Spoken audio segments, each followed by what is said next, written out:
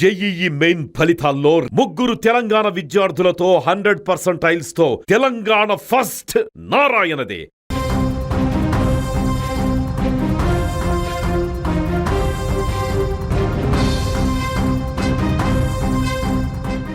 ఇక తమిళనాడు రాజకీయాల్లో Vijay king maker కాబోతున్నాడంటూ ఎన్నికలు జరిగిన నాటి నుంచి సుమన్ టీవీ మాత్రమే అంచనా వేసింది. ఏ నేషనల్ మీడియా లేదా తెలుగు మీడియా సర్వే సంస్థలు చెప్పక ముందే సుమన్ టీవీ పబ్లిక్ పల్స్ ను పసిగట్టగలిగింది. సుమన్ టీవీ చెప్పినట్లుగానే తమిళనాడులో పెను సంచలనం చోటు చేసుకుంది. తమిళనాడులో టీవీకే పార్టీ అధినేత విజయ్ సీఎం కావడం దాదాపు ఖాయమని తమిళనాడు ఎన్నికల ఫలితాలు చెబుతున్నాయి. మొదటి 4 రౌండ్లు పూర్తి అయ్యేసరికి విజయ్ అత్యధిక స్థానాలను దూసుకుపోతున్నారు. అధికారాన్ని ఏర్పాటు చేయడం కోసం 118 స్థానాలు అవసరం కానుండగా విజయ్ పార్టీ 102 స్థానాలను దక్కించుకుంది. అనూహ్యంగా అన్నా డిఎంకే 62 స్థానాలతో సెకండ్ ప్లేస్ లో కొనసాగుతుండగా 50 స్థానాలతో డిఎంకే 3వ స్థానానికి పడిపోయింది. ఇక తమిళనాడులో విజయం ఖాయమనే తరుణంలో పలువురు బీజేపీ నేతలు విజయ్ తో టచ్ లోకి వచ్చినట్టు తెలుస్తోంది. ఇక ఇదే అంశానికి సంబంధించి మరింత సమాచారాన్ని మా బ్యూరో చీఫ్ విజయ్ అందిస్తారు. విజయ్ చెప్పండి, ప్రస్తుతం విజయ్ పార్టీ 102 స్థానాల్లో దూసుకువెళ్తుంది. ఇంకా సీఎం అవ్వడానికి ఎన్ని స్థానాలు అవసరం? ఎస్ దీపిక, మనం మొదటి నుంచి కూడా ఇదే అంశాన్ని సుమన్ టీవీ చెప్తూనే ఉంది.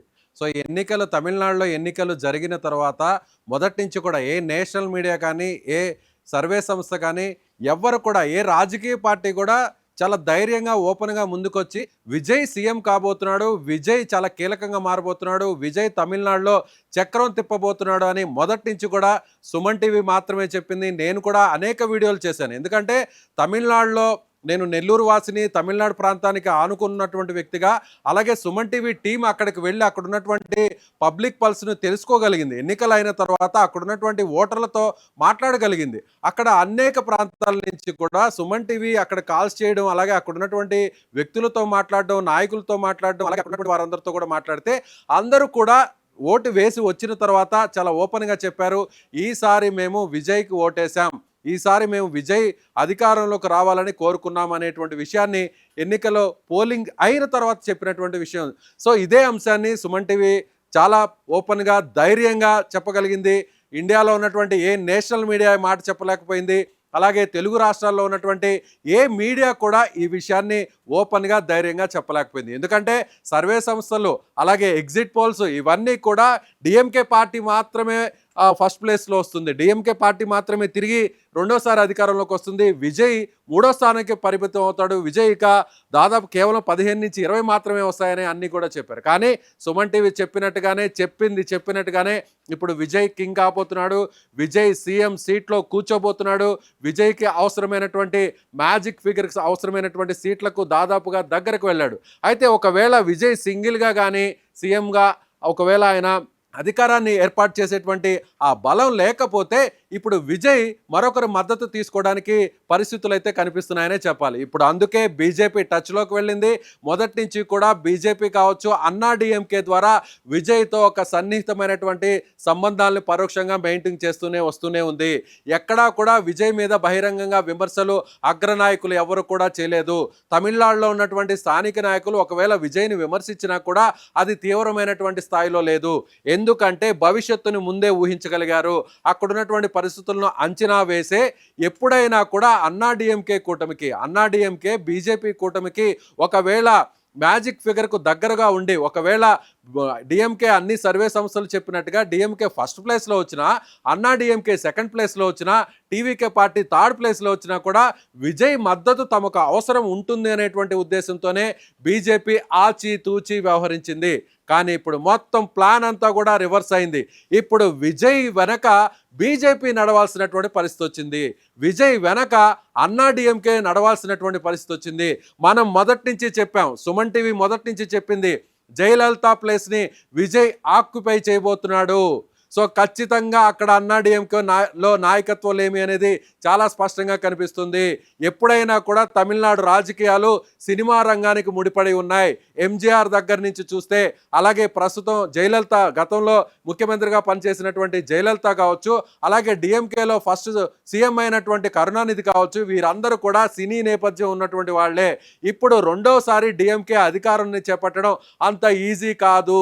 ఎవరు ఏమి చెప్పినా కూడా ఖచ్చితంగా సినిమా రంగానికి సంబంధించినటువంటి విజయ్ వైపు ప్రజలు చూస్తున్నారు. అందుకు తగ్గట్టుగానే సో ఫలితాలు రాబోతున్నాయని మనం ముందు చెప్పాం. ఇప్పుడు సరిగ్గా అదే జరుగుతోంది. విజయ్ 102 స్థానాల్లో దూసుకుపోతున్నాడు. మ్యాజిక్ ఫిగర్కి 118 కావాలి. మొత్తం 234 స్థానాలుంటే 234 స్థానాల్లో సీఎం కావాలంటే విజయ్ పార్టీకి, టీవీకే పార్టీకి సంబంధించిన ఎమ్మెల్యేల సంఖ్య 118 ఉండాలి. అయితే ప్రస్తుతం 102 ఉంది. అంటే దాదాపు 15 నుంచి 20 సంఖ్య మాత్రమే విజయ్కి ఇప్పుడు అవసరం ఉంటుంది. ఆ విజయ్కి ఖచ్చితంగా అడిగినా అడగపోయినా కూడా బీజేపీ సిద్ధంగా ఉంటుంది. అన్నా డిఎంకే ద్వారా బీజేపీ విజయ్కి సపోర్ట్ ఇవ్వడానికి సిద్ధంగా ఉంది. ఇప్పటికే బీజేపీకి సంబంధించినటువంటి అగ్రనాయకులు పావులు కదుపుతున్నారు. ఒకవేళ విజయ్ కానీ సింగిల్గా ప్రభుత్వాన్ని ఏర్పాటు చేయడానికి అవసరమైనటువంటి సంఖ్య కానీ లేకపోతే అన్నా డిఎంకే బీజేపీ రెండు ఒక కూటమిగా ఉన్నాయి కాబట్టి ఎన్డీఏ మద్దతు ఖచ్చితంగా విజయ్కి ఉంటుంది.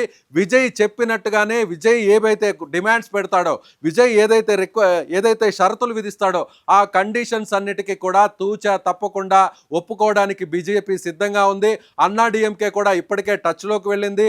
ఎన్నికల అయిన మొదటి రోజు నుంచి కూడా అన్నా డిఎంకేకి సంబంధించినటువంటి కీలక నాయకులు విజయ్కి సన్నిహితంగా ఉన్నటువంటి కీలక నాయకులతో టచ్లోకి వెళ్ళారు.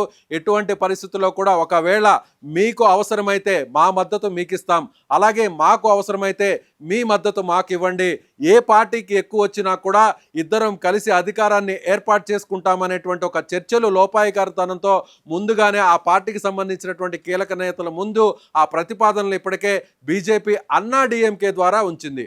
అయితే ఇప్పుడు ఫలితాల్లో చూసినట్లయితే విజయ్ సెంచరీ కొట్టేశాడు. సో విజయ్ ఖచ్చితంగా 118 స్థానాలు గెలుస్తాడా, సింగిల్గా సీఎం సీటుని అధిరోహిస్తాడా, లేదంటే ఆ స్థానాల సంఖ్య ఎంత అవసరం ఉంటుందో అందుకు దూరంగా దాదాపుగా దగ్గరగా వచ్చి ఆగిపోతాడా అనేది ఇప్పుడు ఆ ఉత్కంఠత మాత్రమే ఇప్పుడు తమిళనాడు ఫలితాల్లో కొనసాగుతుందని చెప్పాలి.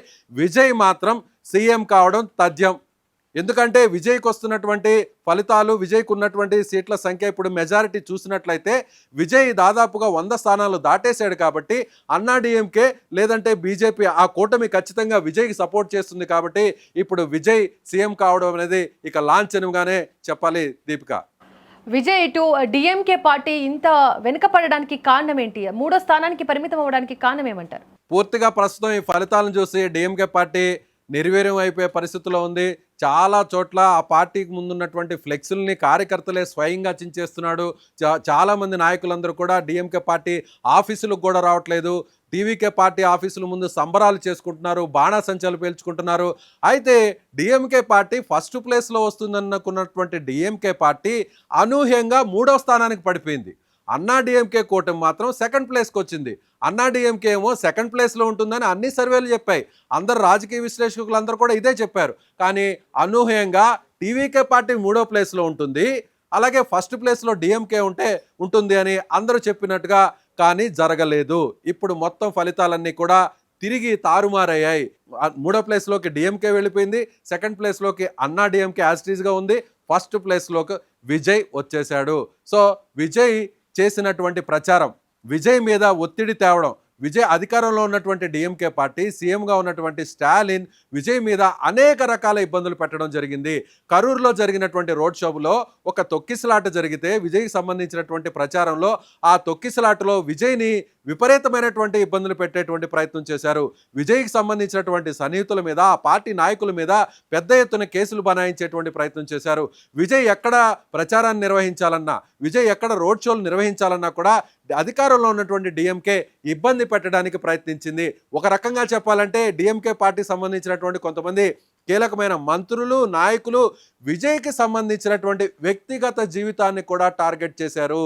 విజయ్కి సంబంధించినటువంటి అంశాలను ఎక్కడా కూడా పర్సనల్గా ఉన్నటువంటి ఆ పాయింట్స్ అంతా కూడా రాజకీయాలకు తీసుకొచ్చి ముడిపెట్టి విజయ్ తన సతీమణికి విభేదాలు ఉన్నటువంటి నేపథ్యంలో విజయ్ మీద చేసినటువంటి విమర్శలు, దుష్ప్రచారం ఇవన్నీ కూడా డిఎంకే పార్టీని దెబ్బతీశాయి. డిఎంకే పార్టీ మీద ఉన్నటువంటి వ్యతిరేకత, ఆ ప్రభుత్వ వ్యతిరేకతతో పాటు విజయ్ని టార్గెట్ చేయడం, విజయ్ని పరుష పదజాలంతో మాట్లాడడం, విజయ్కి సంబంధించినటువంటి వ్యక్తిగత జీవితం గురించి ఇలా బహిరంగంగా పదే పదే విమర్శలు చేయడం అనేది డిఎంకే పార్టీకి ఇప్పుడు కోలుకోలేని దెబ్బగా మారిందని చెప్పాలి. విజయ్ మొదటి నుంచి కూడా ఎవరు ఊహించని విధంగా ఏ పార్టీతో పొత్తు పెట్టుకోలేదు. ఎంతమంది పిలిచినా కూడా ఎవరితో నో అన్నారు. నేను సింగిల్గానే వెళ్తాను, సింగిల్గానే పోటీ చేస్తాను, సింగిల్గానే ప్రజలు నా వైపు మొగ్గు చూపుతారు, సింగిల్గానే నన్ను సీఎం చేస్తారని విజయ్ నమ్మాడు. అందుకు తగ్గట్టుగానే సింగిల్గా పోటీ చేశాడు. మొత్తం 234 స్థానాలు తమిళనాడులో ఉంటే ఒక్క స్థానంలో మాత్రమే విజయ్కి సంబంధించినటువంటి పార్టీ అభ్యర్థి నామినేషన్స్ అక్కడ రిజెక్ట్ అయ్యాయి. కాబట్టి అక్కడ కూడా ఏ ప్రధాన పార్టీకి సంబంధించిన అభ్యర్థికి విజయ్ సపోర్ట్ చేయలేదు. అలాగే అక్కడ ఉన్నటువంటి ఒక ఇండిపెండెంట్కు మాత్రమే విజయ్ సపోర్ట్ చేశాడు. అంటే విజయ్ ఏం చెప్పాడో చెప్పింది చెప్పినట్టుగానే తూచా తప్పకుండా అది ఇంప్లిమెంట్ చేస్తున్నాడు. అంటే ఇప్పుడున్నటువంటి సాంప్రదాయ రాజకీయ పార్టీలకు విరుద్ధంగా తన పార్టీ ఉంటుంది, టీవీకే పార్టీ ఉంటుంది, ప్రజల వైపు ఉంటుంది, అన్ని కులాలు మతాలు అన్నిటినీ కలుపుకొని వెళ్తాం, చదువుకున్న వాళ్ళు, అలాగే రైతులు, అలాగే ఉద్యోగస్తులు, ఉపాధి, విద్యార్థులు, ఇలా 5 అంశాలని తీసుకున్నటువంటి విజయ్ అందుకు తగ్గట్టుగానే ఎన్నికలకు ముందు ప్రచారంలో ఏం చెప్పాడో ప్రజలు నమ్మారు. అందుకు తగ్గట్టుగానే ఇప్పుడు విజయ్కు ఈ స్థాయిలో సీట్లు ఇస్తున్నారనేది ప్రత్యేకంగా చెప్పుకోవచ్చు. విజయ్, ఇక ఈ ఫలితాల తర్వాత ఎవరు ప్రధాన ప్రతిపక్ష పార్టీగా ఉండే అవకాశం ఉంది తమిళనాడులో? ప్రస్తుతం ఉన్నటువంటి ట్రెండ్స్ చూస్తే విజయ్ సింగిల్గానే సీఎం కావడం తథ్యంగా కనిపిస్తుంది. ప్రస్తుతానికైతే 4వ రౌండ్ పూర్తయింది, 5వ రౌండ్ కౌంటింగ్ కొనసాగుతుంది.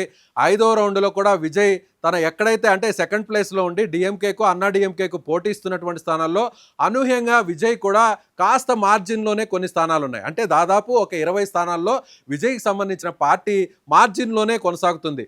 ఒకవేళ రౌండ్లు పెరిగే కొద్దీ, రౌండ్లు దాటే కొద్దీ దాన్ని కూడా విజయ్ క్రాస్ చేసేటువంటి అవకాశం ఉంది. అప్పుడు 118 స్థానాలు కానీ విజయ్ క్రాస్ చేస్తే ఖచ్చితంగా సింగిల్గానే సీఎంగా విజయ్ ఉండబోతున్నాడు. అలా కాకుండా ఇప్పుడు నడుస్తున్నటువంటి ట్రెండ్ కొనసాగితే మాత్రం మళ్ళీ విజయ్కు సపోర్ట్ ఇవ్వడానికి అన్నా డిఎంకే ముందుకు వస్తుంది. బీజేపీ ఇప్పటికే దీనికి తగ్గట్టుగా వ్యూహరచనలో సిద్ధమైంది. ఇప్పటికే బీజేపీ అన్ని సంబంధించినటువంటి ఎన్నికల్లో కూడా బీజేపీ ఇప్పటికే స్పష్టమైనటువంటి ఆధిక్యతలో దూసుకుపోతుంది. పశ్చిమ బెంగాల్లో కావచ్చు, అస్సాంలో కావచ్చు, మిగిలినటువంటి ప్రాంతాల్లో కూడా ఏదైతే కాంగ్రెస్ ఏతర అలాగే ప్రతిపక్షానికి సంబంధించినటువంటి పార్టీకి కాకుండా ప్రభుత్వానికి సంబంధించినటువంటి ఎన్డీఏకి సంబంధించినటువంటి పార్టీకి ఇప్పుడు ప్రజలందరూ కూడా అన్ని రాష్ట్రాల్లో ఓట్లు వేశారు. కాబట్టి ఇప్పుడు తమిళనాడులో కూడా తమకు అనుకూలంగా ఉన్నటువంటి ప్రభుత్వాన్ని ఏర్పాటు చేయడానికి బీజేపీ ఎందుకైనా సిద్ధపడుతుంది. అందుకు తగ్గట్టుగానే విజయ్తో బీజేపీకి సంబంధించినటువంటి అగ్రనేతలు టచ్లోకి వెళ్ళారు. అన్నా డిఎంకే సపోర్టు లేదా బీజేపీ సపోర్ట్తో విజయ్ సీఎం అవుతాడా లేదంటే సింగిల్గానే సీఎం అవుతాడా అనేది మాత్రమే ఇప్పుడు మిగిలే ఉంది. ప్రతిపక్షానికి డిఎంకే పరిమితం అయిపోతుంది. రెండోసారి అధికారంలోకి వస్తుంది అనుకున్నటువంటి డిఎంకే అనూహ్యంగా 3వ స్థానానికి పడిపోయి ఇప్పుడు తమిళనాడు అసెంబ్లీలో ప్రతిపక్షానికి పరిమితం అయ్యేటువంటి అవకాశం ఉందనే చెప్పాలి. Right Vijay, thank you. ఇక మొత్తానికి తమిళనాడు రాజకీయాల్లో భారీ మార్పులకు ఈ ఎన్నికలు వేదికగా మారుతున్నాయి. రాజకీయాల్లో కొత్తగా అడుగుపెట్టిన విజయ్ ఇప్పుడు సీఎం కుర్చీకి అత్యంత చేరువ కావడం దేశవ్యాప్తంగా కూడా హాట్ టాపిక్గా మారింది. సుమన్ టీవీ ముందే అంచనా వేసినట్లుగా టీవీకే దూసుకుపోతుండగా ఇక పూర్తి ఫలితాల్లో తమిళ ప్రజల తీర్పు ఎలా ఉండబోతుందో మరి కొద్ది గంటల్లో తేలనుంది.